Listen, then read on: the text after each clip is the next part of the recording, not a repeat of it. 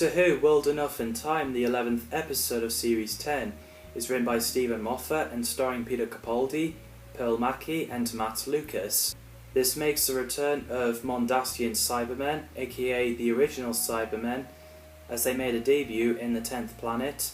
This is the fourth alternative account of the genesis of Mondasian Cybermen. Different stories were shown in The World Shapers and the Cybermen comics and spare parts audio.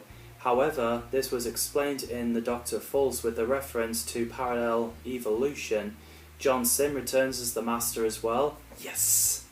And this is the first on-screen multi-master story, so we have a crazy opening in the snow where the 12th Doctor stepped out the TARDIS and about to regenerate, which is in South Pole, but before that event in Whoniverse happened, the TARDIS materialised in the colony ship. Missy goes up pretending to be the Doctor, followed by Bill and Nardole. I love Michelle Gomez's performance as Missy. Nailed it. It's pretty funny that the Doctor is sitting in the TARDIS eating crisps.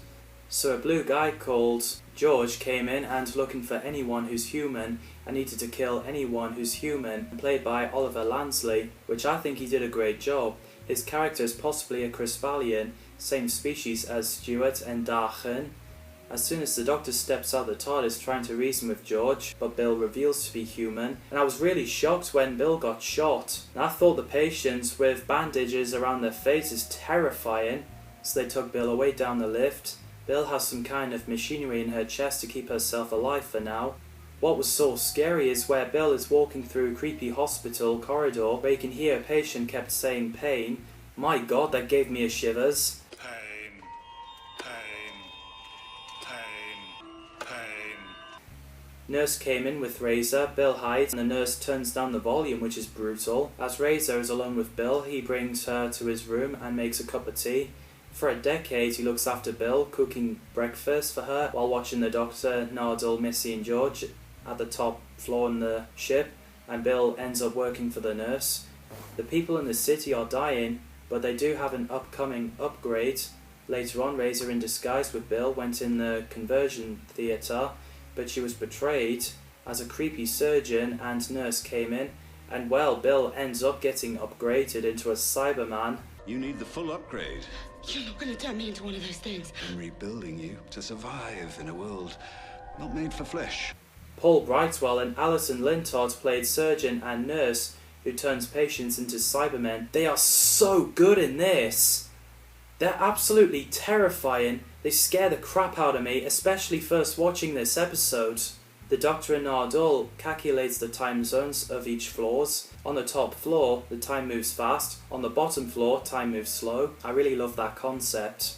They realise that Bill is at the bottom floor for 10 years. The Doctor does a Venetian to George, a callback of the third Doctor, John Pertwee. Love it.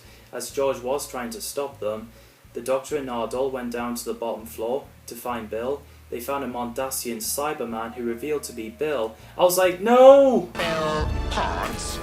Locating Bill Potts. I am Bill Potts. It was really sad that Bill is killed off, as I really love that character. Meanwhile, Razor finds Missy at the computer where she found out that colony ship is from Mondas. Razor reveals to be John Sim's master. That was well done. When I first saw that scene, I was like, it's so great to see him back as he's been the Master at my childhood. And this came out 10 years after his debut as the Master. Missy and the Master arrives, revealing it's the genesis of the Cybermen. I waited. And poor Cyber Bill said that she waited for the Doctor, and you can see a tear. It explains why you can see eyes on Mondasian Cybermen in the 10th planet. The fact they have bandage around their faces showing that they are walking corpses. Murray Gold's music is fantastic. It fits in perfectly. I really loved that episode. It is my top 3 favourite Peter Capaldi episodes. I love that they added horror elements to it. It's so great to bring back Mondasian Cybermen. It wasn't just for the fans, but it was for Peter Capaldi as well, because he wanted those Cybermen to return. Rachel Talalay's direction is brilliant. What did you think of World Enough in Time? Let me know in the comments down below. Thanks for watching, and see you in the next video.